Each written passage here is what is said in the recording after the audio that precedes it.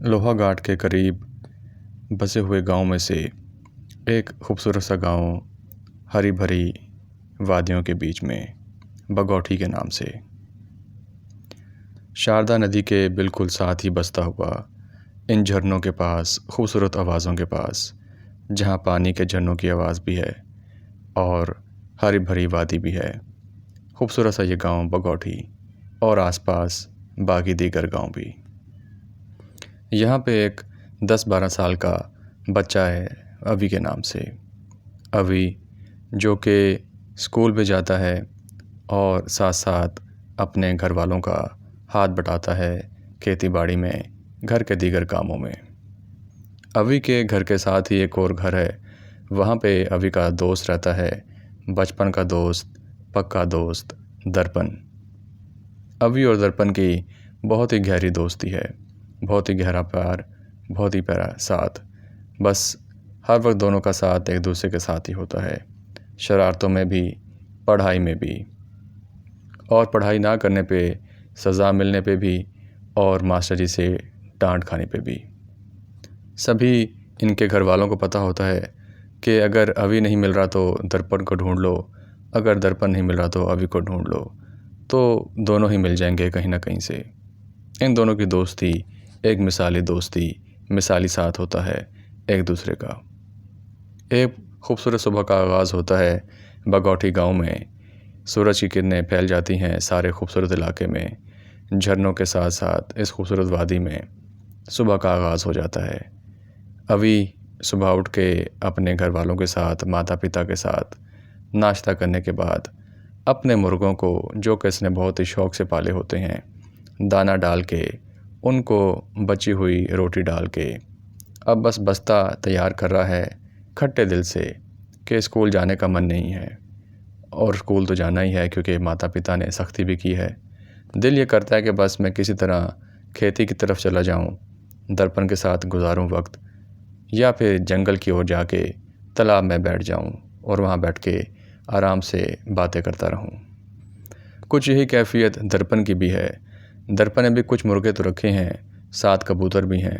उनको वो भी अपना सुबह उठ के इसी तरह दाना डाल के, कोई बची हुई रात की रोटी डाल के अब तैयारी पकड़ रहा है एक दिल के साथ जो कभी नहीं करता स्कूल जाने को। उसका भी दिल ऐसा ही है जैसे अवी का दिल, कि बस हम चल पड़ें जंगल की ओर, खेतों की ओर, देखते रहें हरियाली को, बहते हुए झरने को, पानी को, और एक दूसरे के साथ खूब गप्पे करते रहें और बातें करते रहें। अवी अब निकल पड़ता है अपने घर से स्कूल के लिए, और रास्ते में से ही आवाज़ देता है दर्पण को उसके घर के आगे जाके। तो दर्पण भी झट से आवाज़ सुन के बाहर आ जाता है और ये दोनों अब बस्ता टांगे चल रहे हैं स्कूल की ओर। और चलते चलते बातें शुरू हो गई हैं। बातें वही जो रूटीन की बातें होती हैं, रोज़ की बातें होती हैं कि आज भी जो सबक मिला था क्या याद किया?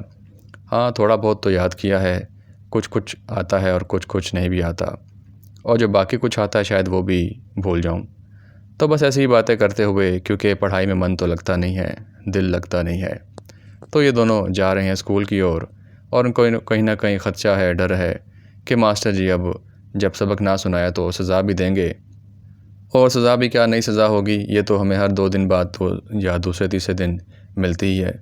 तो दिल को इत्मीनान भी होता है, क्योंकि दोनों ही पढ़ाई में मन नहीं लगाते और वह चाहते हैं कि हम किसी भी तरीके से काम धंधे में लग जाएं या बातों की दुनिया में गुम ही रहें, कुछ खेल कूद होता रहे या फिर ज़िंदगी में मौज मस्ती चलती रहे।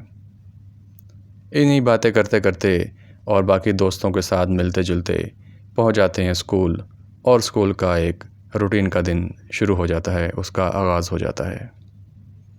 तो मास्टर जी भी आ जाते हैं और अब सबक शुरू हो जाता है, दिन का जो पढ़ाई है वो शुरू हो जाती है। और मास्टर जी सबसे जो कल का सबक होता है वो दोहराने को कहते हैं, सुनाने को कहते हैं। अब अवी की जब बारी आती है तो अवी सुना नहीं पाता, और मास्टर जी फिर जो है वो डांटते हैं और इसको यही कहते हैं कि तुम बिल्कुल ना सुधरना और तुम कभी भी अपना सबक याद करके नहीं आते हो। तो दर्पण, क्या तुम्हें भी कुछ कहने की ज़रूरत है, या तुम भी वही कहोगे जो अभी कहता है कि उसको नहीं आता? तो दर्पण नज़रें झुकाए बस सर नीचे कर लेता है जो कि इशारा होता है कि मास्टर जी अभी ने सुनाया तो मैं कैसे सुना दूँ। ये नज़ारा देख के बस मास्टर जी भी सर झुका लेते हैं और कहते हैं कि तुम दोनों का वाकई कुछ नहीं हो सकता, तुम्हारी शरारतों के आगे हम तो सभी बेबस हैं। और ये सुन के बाकी सब बच्चे क्लास के खूब हंसते हैं। ये चंद लम्हे स्कूल के कुछ घंटे बस गुजर जाते हैं इन्हीं बातों में, और अब छुट्टी का समय हो जाता है। जैसे ही स्कूल बंद होता है, घंटी बजती है, तो सबसे पहले दर्पण और अवी की दौड़ होती है स्कूल से बाहर आने के लिए। जैसे कि सबसे ज़्यादा इन्होंने ही पढ़ा है और ये बहुत अब थक गए हैं पढ़ाई से। ऐसे भागते हैं जैसे कि किसी जेल से आज़ादी मिल गई हो और बस आज़ाद दुनिया अब बाहर ही है। अब सीधा चलते हैं ये दोनों कहाँ, उसी तालाब की तरफ जो गांव से थोड़ा ही दूर है और जंगल से कुछ पहले है। उस तालाब के किनारे जाके जो इन्हें पसंद होता है बैठना, एक दूसरे से बातें करना, वहाँ जाके अब दोनों बैठ गए हैं। तो दोनों बातें करते हैं कि हाँ देखा ना कि मास्टर जी ने आज भी डांटा, हमने सबक याद नहीं किया था। कोई बात नहीं, हम कई एक दिन सबक याद करके सुना देंगे तो मास्टर जी देखना हमें अच्छा नंबर भी देंगे और खुश भी होंगे। तो दर्पण कहते हैं हाँ देखो, कोशिश तो हम करते हैं लेकिन क्या करें, हमारे जहन से खेल कूद निकलता ही नहीं, या हमारे मुर्गे या हमारे जो कबूतर हैं ये निकलते नहीं। इनके साथ साथ भी हम पढ़ाई का कोई टाइम तो दे देंगे, मास्टर जी का भी ख्याल रखेंगे, लेकिन क्या करें, खेल कूद भी तो करना ही है। इन्हीं बातों में बस समय बीत रहा होता है। तो ये तालाब किनारे बैठे तालाब में हल्के हल्के कंकर फेंके जा रहे होते हैं और अपनी बातें किए जा रहे होते हैं कि खेल कूद में ही समय गुजर जाए तो अच्छा है। अभी कहता है दर्पण से कि दर्पण, मैंने तुम्हें काफ़ी दिनों से कहा कि हमने एक जरगी जो मुर्गा है ये जंगली पकड़ना है और मुझे एक और जंगली मुर्गा पकड़ के अपने पास रखना है। दर्पण इसकी बात सुन के फिर से जो है वो चुप सा हो जाता है। वो कहता है कि तुम्हें पहले भी मैंने कई बार कहा है अभी कि ये जंगली मुर्गा पकड़ना इतना आसान नहीं। तुम्हें पता है कि ये हमारे गांव में या आसपास का जो करीबी जंगल का इलाका है वहाँ तो मिलेंगे नहीं। ये होते हैं अंदर गहरे जंगल में, और वहाँ पे जाना ख़तरे से खाली नहीं। वहाँ पे जाना समझ लो कि बस फंसने वाली बात है, मौत के मुँह में जाने वाली बात है।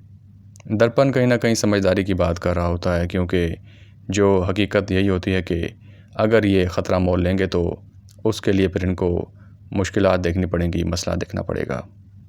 लेकिन अभी जो है वो काफ़ी दिनों से दर्पण के पीछे होता है कि तुम मेरे साथ चलो, हम दोनों एक दूसरे के साथ ही होते हैं और एक दूसरे का साथ दे के ही मैंने ऐसे तो बहुत से कामों में तुम्हारा साथ दिया, तो तुम भी मेरे साथ चल के ये जंगली मुर्गा पकड़ने में मेरी मदद करो। अभी के पास पहले से ही एक मुर्गा होता है जो कि इसको तोहफे मिला होता है इसकी मासी की तरफ से। अब ये चाहता है कि मेरे पास एक और मुर्गा आ जाए ताकि उसके बच्चे पैदा करके मैं मज़ीद इनको अपने पास बढ़ा लूँ। तो अभी अब दोबारा से दर्पण कहता है कि देखो, अगर तो दोस्ती पक्की करनी है और तुम चाहते हो कि मैं तुम्हारे साथ दोस्त बना रहा हूँ, जो कि हम बचपन से ही दोस्त हैं, तो तुम्हें मेरे साथ चलना पड़ेगा। देखो, दोस्त वही है जो दोस्त के काम आए।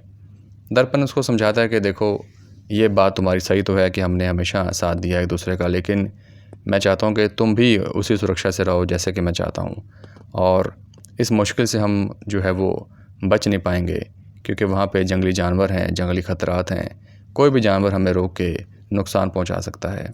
और वैसे भी तुम्हें पता है कि हम स्कूल से तो फ्री होते हैं दोपहर में जाके अगर फ्री होंगे और हम जंगल में जाएंगे भी तो जल्दी शाम हो जाएगी।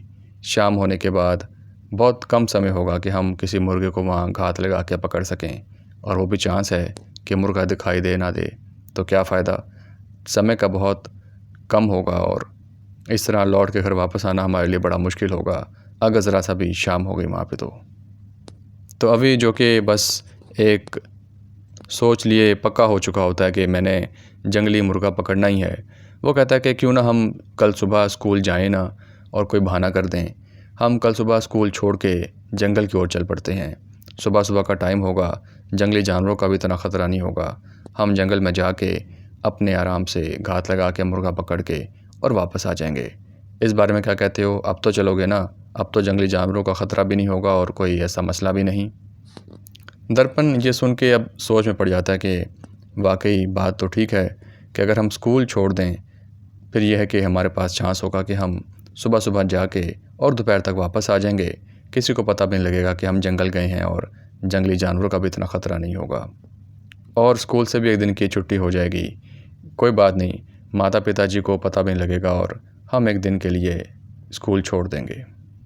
तो ये आइडिया कुछ दर्पण को समझ आता है और दर्पण कहता है कि हाँ, ये बेहतर है, लेकिन अगर घर वालों को पता लग गया तो, और मास्टर जी ने घर वालों को बता दिया तो अभी कहता है कि जब वो बताएंगे तो फिर हम देख लेंगे क्या करना है। फ़िलहाल अभी मुर्गा तो पकड़ें, तब की तब देखी जाएगी। बस अभी के जहन में तो वो मुर्गा ही बहुत बसा होता है कि किसी भी तरीके से बस वो मुर्गा इसको मिल जाए। तो दर्पण अब राज़ी हो जाता है। वो कहता है ठीक है, अब सुबह निकलते हैं, फिर सुबह हम स्कूल जाएंगे नहीं और जंगल की ओर चल पड़ेंगे। ये अब तालाब से उठ के अपने घर की ओर शाम से पहले पहले वापस आ जाते हैं और रूटीन के काम मुकम्मल करके रात का खाना खा के सो जाते हैं। एक दिन का फिर से आगाज़ होता है सुबह की किरणों के साथ, और इसी तरह अभी का मुर्गा जो है वो बोलता हुआ सबको उठाता है कि सुबह हो गई है और मेरे लिए कोई जोड़ा भी तैयार करो। अभी की कान में जैसे ही इसकी आवाज़ आती है तो इसके जहन में भी यही बात आती है कि मैंने एक जोड़ा लेके आना है अपने मुर्गे के लिए। आज तो सुबह कोई ना कोई इंतज़ाम कर ही लेंगे। अभी रूटीन के मुताबिक सुबह उठ के अपने घर वालों के साथ नाश्ता पानी करके अपने मुर्गे को दाना डाल के रोटियां डाल के उसी तरह रूटीन में दर्पण की ओर चल पड़ता है और दर्पण को आवाज़ देता है। दर्पण यहाँ इसकी आवाज़ सुन के तैयार होता है और बाहर आ जाता है, और अब दोनों एक दूसरे की तरफ देखते हैं। आँखों ही आँखों में इशारों में बात हो रही होती है कि आज स्कूल नहीं, आज जंगल की ओर। दोनों ओके समझते हैं और चल पड़ते हैं। स्कूल से पहले ही रास्ता चेंज कर लेते हैं जंगल की तरफ का। अब जैसा कि बाकी बच्चे भी गांव के आसपास इन्हें मिलते रहते हैं, जो कि इकट्ठे होके ही पहुंचते हैं स्कूल, तो कुछ बच्चे देखते हैं कि ये दोनों आज स्कूल नहीं जा रहे और ये तो जंगल की ओर जा रहे हैं। तो वो आवाज़ लगा के पूछते हैं, भाई माजरा क्या है, कहाँ जा रहे हो तुम लोग? ये कहते हैं तुम लोग चलो, बस हम आए, तुम लोग बस चलो, हम अभी फ़ौरन आए। तो बच्चे भी कहीं ना कहीं समझ जाते हैं कि माजरा कुछ और है, वरना ये स्कूल छोड़ के जंगल की ओर क्यों जाएंगे। ये दोनों अब चल पड़ते हैं तालाब से होते हुए, जंगल से होते हुए उसी गहरे जंगल की ओर, जहाँ इन्हें पता होता है कि जंगली मुर्गे मिल जाएंगे और उसका शिकार करके हम जल्दी पकड़ के वापस ले आएंगे। दोनों बातें करते हुए, अपने जहन में प्लानिंग करते हुए कि कैसे हम इसको दाना डालेंगे, कैसे हम शिकार करके इसको झपटा करके एकदम से पकड़ लेंगे और अपने साथ मुर्गे को दबोच के गांव ले आएंगे। ये बातें करते करते, अटकेलियाँ करते हुए, कच्चे रास्ते से होते हुए, कुछ जंगल के दरख्तों के साथ खेल कूद करते हुए बस पहुंच जाते हैं जंगल की ओर। और अब आहिस्ता आहिस्ता जो इनका अपना एरिया होता है वो ख़त्म हो रहा होता है और गहरे जंगल का एरिया शुरू हो रहा होता है।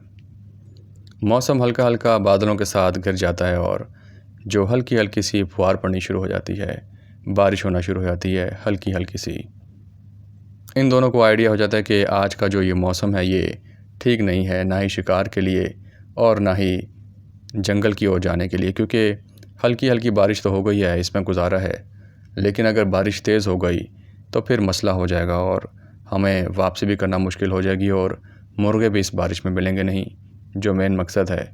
और मेन मकसद अगर पूरा ना हुआ तो जंगल की ओर जाने का फ़ायदा भी नहीं। दर्पण एक बार कहता है अभी को कि क्यों ना वापस चला जाए, अभी मौका है, बारिश हो रही है, हम किसी और दिन आ जाएंगे, स्कूल का भी समय अभी दूर नहीं, हम जाके थोड़ा लेट स्कूल ज्वाइन कर लेंगे। लेकिन अभी के इस दिमाग में तो बस मुर्गा ही होता है। वो कहता है नहीं, हम चलते हैं, अभी इतने भी गहरे बादल नहीं, कोई ख़ास बारिश नहीं होगी, मेरे साथ चलो, हम जल्दी फ्री हो जाएंगे। अब ये बातें करते करते आहिस्ता आहिस्ता पहुंच जाते हैं गहरे जंगल की ओर, और इनको जो इनका अपना इलाका होता है वो इनसे दूर हो जाता है। अब इस जंगल में जाके ये चुप करके कुछ दरख्तों की ओट में बैठ जाते हैं। जो बादल होते हैं वहीं पे होते हैं और हल्की हल्की बारिश होती है, बारिश तेज़ नहीं होती। ये इनके लिए एक फ़ायदा होता है, इनकी दुआ एक कबूल हो जाती है कि चलो कोई ना कोई चांस बन जाए मुर्गा पकड़ने के लिए। ये उसी रूटीन में दरख्तों के तनों के पीछे चुप करके बैठ जाते हैं और ख़ामोशी से जंगल को सुन रहे होते हैं, आहट सुन रहे होते हैं कि कहीं ना कहीं से हमें वो जंगली मुर्गे की आवाज़ आ जाए। इनको इस तरह इस दौरान उन मुर्गों की आवाज़ आ जाती है, कुछ दूर से, कुछ मज़ीद आगे गहरे जंगल से। इनको चलो सहारा होता है कि अब कुछ हमें फ़ायदा तो हुआ यहाँ पे आने का, चलो आगे चलते हैं कुछ और गहरे जंगल में, ताकि जल्दी से अपनी कार्रवाई करके इनको पकड़ लें। करते करते ये आगे गहरे जंगल में पहुँचते हैं तो ये देखते हैं कि जो पुराने खंडरात हैं जंगल में, जो पूरे गांव में मशहूर हैं कि वहाँ ना जाया करो, उनसे दूर रहना चाहिए, क्योंकि वहाँ पे गहरे जो है वो खाई भी है और साथ साथ वहाँ पे जंगली जानवरों का भी ख़दशा होता है, कुआं भी है। इस तरह की चीज़ें जो कि वहाँ पे किसी भी व्यक्ति के लिए आसान नहीं, मुश्किल ही होंगी। ये उससे पहले पहले घने जंगल में देख रहे होते हैं, बस इनको मुर्गा नज़र आ ही जाता है। वहाँ पे 2 जोड़े मुर्गे के आपस में खेल कूद रहे होते हैं।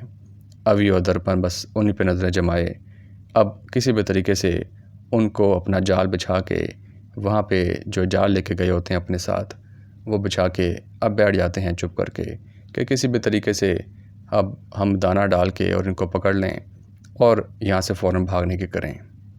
अब इस इंतज़ार में होते हैं कि बस कैसे ही इनके जाल में दाना खाते खाते वो जंगली मुर्गे जैसे ही आए तो हम पकड़ के इनको फ़ौरन भागें। लेकिन इनको ये आइडिया नहीं होता कि यहाँ पे जो ये जंगली मुर्गे हैं, ये इनके साथ साथ दूसरे जंगली जानवर भी मौजूद होंगे, इस समय निकल आएंगे। इस चीज़ का इनको बिल्कुल भी आइडिया नहीं होता। ये देख ही रहे होते हैं कि बस वो मुर्गे इनके जाल की ओर आ रहे होते हैं, चुगते चुगते अपने दाने को आहिस्ता आहिस्ता अटकेलियाँ करते हुए। एकदम से बाघ की एक ज़ोरदार धाड़ इनको डरा देती है मुर्गों को, और मुर्गे न जाने कहाँ तितर बितर हो जाते हैं, उड़ जाते हैं। जैसे ही यहाँ अवी और दर्पण इस बाघ की धाड़ को सुनते हैं, मुर्गों के साथ साथ तो इन दोनों के होश भी उड़ जाते हैं। न जाने कहाँ दोनों बिल्कुल एकदम सुन, एकदम सकते में, इनको होश नहीं होता कि ये हुआ तो हुआ कैसे। मुर्गे भी उड़ गए और बाघ की धाड़ वो भी इस वक्त यहाँ कैसे आ गई, क्योंकि अपने बचपने में, अपनी ज़िद में, अपने शौक़ में इनको आइडिया नहीं होता। ये गहरे जंगल में आ चुके होते हैं और यहाँ पे तो सिर्फ राज होता है जंगली जानवरों का, बाघ का, टाइगर का। वो आवाज़ जो इनको कुछ दूरी से आई होती है उसी खंडरों के पीछे से, तो ये अब दोनों सहमे डरे बस बैठे होते हैं इस तने के पीछे। ना ही दर्पण अभी से कुछ कह पाता है और ना ही अभी दर्पण से कुछ कह पाता है। दोनों बस उसी ओर देख रहे होते हैं जहाँ से ये आवाज़ आई होती है। झट से फ़ौरन दर्पण कहता है अभी को, फ़ौरन चढ़ जाओ दरख्त के ऊपर और अपनी जान बचाओ, अगर अपनी जान बचानी है। अभी फ़ौरन से इसकी बात सुनता हुआ ये दोनों चढ़ जाते हैं दरख्त के ऊपर और शाखों से ऊपर होते होते अच्छी खासी ऊंचाई पे पहुंच जाते हैं। यही कोई लगभग 15 से 20 फीट की ऊंचाई पे दोनों अब ऊपर तो पहुंच जाते हैं सुरक्षा के साथ। इनके मुर्गे जो इनकी नज़र होती है वो तो कहीं ना कहीं दूर चले जाते हैं बाघ की अब धाड़ सुनने के बाद। इनका जाल अभी नीचे ही होता है और बस अब ये तैयारी में होते हैं कि करें तो क्या करें। अब इनके होश उड़ जाते हैं और इनके दिलो दिमाग पे जो अब तक ये कॉन्फिडेंस होता है, जो उनका एतमाद होता है, ये टूट जाता है। अब बिल्कुल इनकी आंखों के आगे अंधेरा होता है। ये घबरा जाते हैं, डर जाते हैं, क्योंकि होते तो दोनों बच्चे ही हैं 10-12 साल के। इनको अब यही होती है कि आस कि हम वापस पहुँचें और किसी भी तरीके से अपने गांव पहुंच जाएं, बेशक मुर्गे मिलें ना मिलें। दोनों में ही अब हल्की हल्की बहस शुरू हो जाती है कि देखा मैं तुम्हें कह रहा था ना, अभी यहाँ पे जंगली जानवरों का ख़तरा है और यहाँ पे ना आओ। अभी भी उसको दर्पण को कहता है कि मुझे क्या मालूम था कि इस वक्त भी हम इतनी देर तक आगे निकल आएंगे और यहाँ पे इस वक्त बाघ भी मौजूद होगा। इन दोनों की ये बहस भी चल रही होती है। वहाँ बाघ की जो धाड़ होती है वो मज़ीद इनके करीब आती मज़ीद करीब आ जाती है।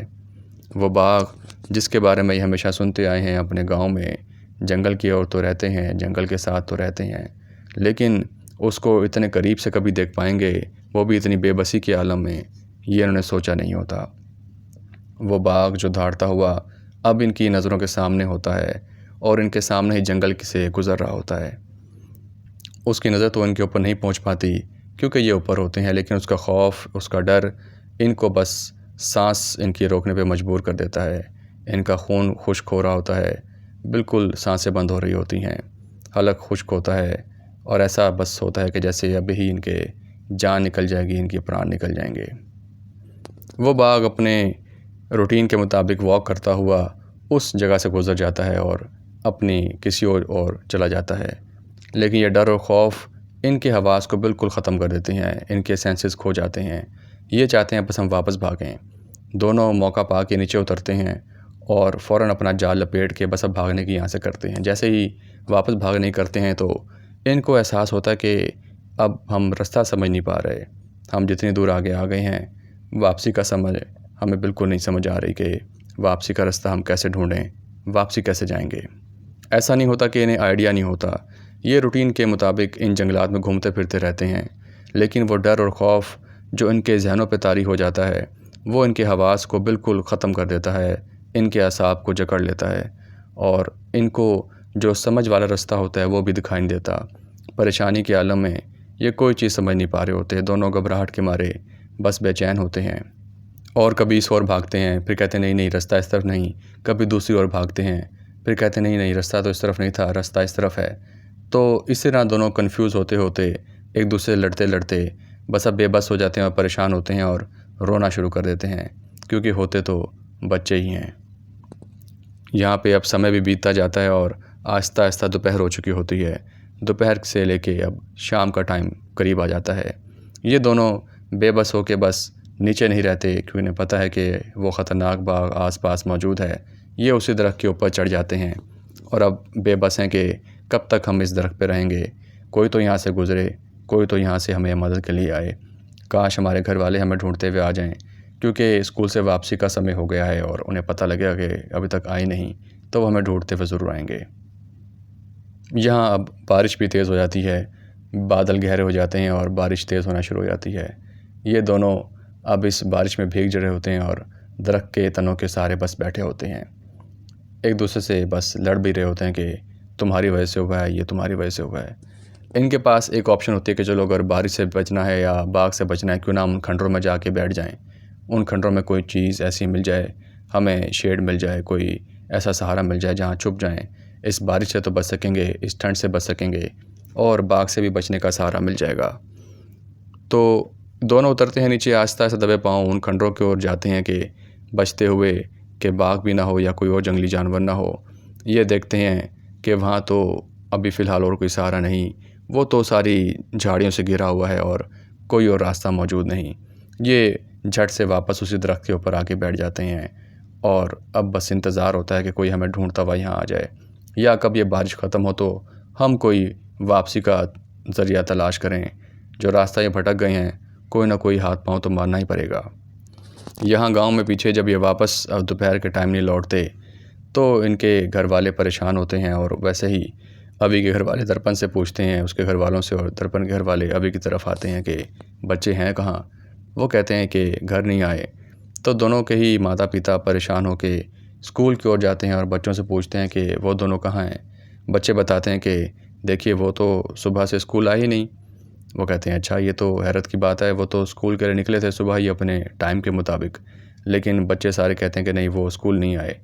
माता पिता पहुंच जाते हैं मास्टर जी के पास। मास्टर जी भी यही कहते हैं कि नहीं वो तो आज स्कूल आए ही नहीं। अब ये समझ जाते हैं कि ये दोनों ही बच्चे किसी मुश्किल में फंस गए हैं। इसी दौरान वो बच्चे इकट्ठा हुए देखते हैं, दो बच्चे जो कि इनको और अभी को और दर्पण को जंगल की ओर जाते देखते हैं। वो उसके माता पिता को भी देखते हैं तो समझ जाते हैं कि कोई ना कोई परेशानी की बात है। वो दोनों बच्चे इनके पास आते हैं और कहते हैं कि क्या बात है, परेशानी क्यों है आपको। तो वो बताते हैं कि सुबह से अभी और दर्पण गए हैं तो वापस लौट के नहीं आए। वो सारी बात समझ आते हैं, उनको बताते हैं कि हमने तो उनको जंगल की ओर जाते देखा था और वो हमें कह रहे थे कि हम बस जल्दी लौट आएंगे स्कूल, लेकिन वो आए नहीं, तो लाजमी वो जंगल की ओर ही गए हैं। यहाँ पे इनके माता पिता परेशान होके, बाकी गांव वाले भी परेशान होके अब इनकी खोज के लिए निकल पड़ते हैं, क्योंकि शाम का समय हो चुका है और अब सूरज जो है वो बिल्कुल ख़त्म होने वाला है और रात की तारीकी छाने वाली है। इस दौरान जैसे कि सब गांव वाले एक दूसरे की मदद करते हैं, हर मुश्किल में हर खुशी में एक दूसरे के साथ होते हैं। तो अवी और दर्पण के घर वाले, इनके माता पिता, बाकी गांव वाले मशालें लेके अपने साथ जो हथियार ले सकते हैं लोकल तरीके से, डंडी लाठे सोटे लेके चल पड़ते हैं उस जंगल की ओर। पहले जाते हैं तालाब की तरफ जहाँ पे इनको कोई सुराग नहीं मिलता। आहिस्ता आहिस्ता ये पहुँच जाते हैं जंगल की ओर और वहाँ भी इनको कोई सुराग मिल नहीं पाता। हर जगह आवाज़ें फैल रही होती हैं जंगल में अवी और दर्पण के नाम की कि अवी और दर्पण तुम यहाँ हो, तुम किसी मुश्किल में तो नहीं, कोई ऐसा मसला तो नहीं, देखो अगर तुम डर गए हो, तुम सहम गए हो तो बताओ, हम तुम्हें कुछ नहीं कहेंगे, लेकिन तुम बस वापस आ जाओ। लेकिन अवी और दर्पण की आवाज़ें कहीं से आ नहीं रही होती। करते करते ये आगे पहुँचते रहते हैं और इनको आहिस्ता आहिस्ता कहीं ना कहीं उनके पाँव के निशान मिल जाते हैं, क्योंकि बारिश जैसे कि हल्की हल्की हो रही थी तो मट्टी पे इनके पाँव के निशान बन जाते हैं। गांव वाले देखते हैं, इनके घर वाले, कि ये गहरे जंगल में मस्जिद जाते रहे हैं। और कहीं ना कहीं अभी के भाई को आइडिया हो जाता है कि ये लाजमी जंगली मुर्गा पकड़ने के लिए वहाँ गया है, क्योंकि काफ़ी दिनों से ये कह रहा था मैं जंगली मुर्गा पकड़ूंगा और अपना जोड़ा मुकम्मल करूँगा। तो वो घर वालों को कहता है कि ये मज़ीद जंगल की ओर गए हैं, गहरे जंगल की ओर। घर वाले वहाँ जाते हैं और जैसे ही अवी और दर्पण को इनकी आवाज़ें आती हैं तो ये दूर से उन्हें आवाज़ें देते हैं कि माता जी, पिताजी, हम यहाँ पे हैं। ऊंचे दरख्त से इन सबको आवाज़ें आ रही होती हैं। यहाँ पे सभी गांव वाले इस चीज़ को समझते हैं कि ये गहरा जंगल है, यहाँ पे बाघ का, जंगली जानवरों का ख़तरा है। सब ऊंचा ऊंचा बोलते हुए, हू हल्ला करते हुए आगे बढ़ते हैं, लेकिन इनको आवाज़ें अवी और दर्पण की पहुंच जाती हैं। ये फ़ौरन उसी आवाज़ की ओर भागते हैं, जल्दी जल्दी अपने कदम बढ़ाते हुए, क्योंकि अब अंधेरा भी हो चुका है। उस दरख्त के पास पहुँचते हैं जहाँ पे अवी और दर्पण मौजूद होते हैं। ये दोनों इनको माता पिता को देखते साथ ही नीचे उतर आते हैं और फ़ौरन अपने माता पिता से गले मिलते हैं। इनके घर वाले उधर ही इनको खूब डांट डपट करते हैं, मारते हैं कि ये क्या तरीक़ेकार है कि तुम दोनों इस तरह से स्कूल छोड़ के और यहाँ पे आ गए हो और इस तरह से गहरे जंगल में अपनी जानों को डालते हुए ऊपर दरख्त पे बैठे हो। उधर ही इनकी धुलाई शुरू हो जाती है। माता पिता इनको और कुछ नहीं देखते और खूब इनकी धुलाई करते हैं। लेकिन साथ साथ इनके मास्टर जी भी होते हैं और मास्टर जी इस मौके को संभाल लेते हैं, क्योंकि मास्टर जी को पता होता है कि बच्चे शरारती हैं, लेकिन इतने भी मार या धुलाई किसी की मुनासिब नहीं। पहले यहाँ से निकलो और फिर घर चल के बात की जा सकती है। अब ये सारे वापसी की बस जल्दी जल्दी कदम बढ़ाते हुए अपने गांव की ओर पहुँचने करते हैं, ताकि इस जंगल से तो निकल सकें। जंगल से निकल के फ़ौरन ये अपने अपने घरों को चले जाते हैं और सुबह मास्टर जी अवी और दर्पण के घर वालों को, माता पिता को बुलाते हैं इनके साथ, और अवी और दर्पण को समझाते हैं कि देखो, ज़िंदगी ने तुम्हें एक और मौका दिया है। शरारतें बच्चे करते हैं, मुख्तलिफ़ शरारतें करते हैं और ऐसी शरारतें जो कि हमेशा नुकसान देती हैं, लेकिन अगर सोचो तुम्हें कोई यहाँ पे हादसा हो जाता या तुम दरख्त पे ना चढ़ते और कोई बाघ तुम्हें मिलता या तुम निशाना बन जाते किसी जंगली जानवर का, तो क्या होता तुम्हारे माँ बाप का। तो ये ज़िंदगी बड़ी कीमती है, अनमोल है, इसको समझो और इस तरह की शरारतों से परहेज़ करो। गांव वाले देखते हैं और घर वाले देखते हैं कि अवी और दर्पण में एक बदलाव आया है इस हादसे के बाद। वो दोनों ही काफ़ी दिनों तक सहमे रहते हैं और बस चुप हो जाते हैं, क्योंकि उन्हें अपने जहन में जो खौफ पाया होता है, जो बाघ का खौफ, जंगल का खौफ, अकेलेपन का खौफ और शायद मर जाने का खौफ एक देखा होता है, वो इनके अंदर जो एक शरारत होती है उसे ख़त्म कर देते हैं और इनको एक अच्छा इंसान बनने के लिए रोशनी दिखाते हैं।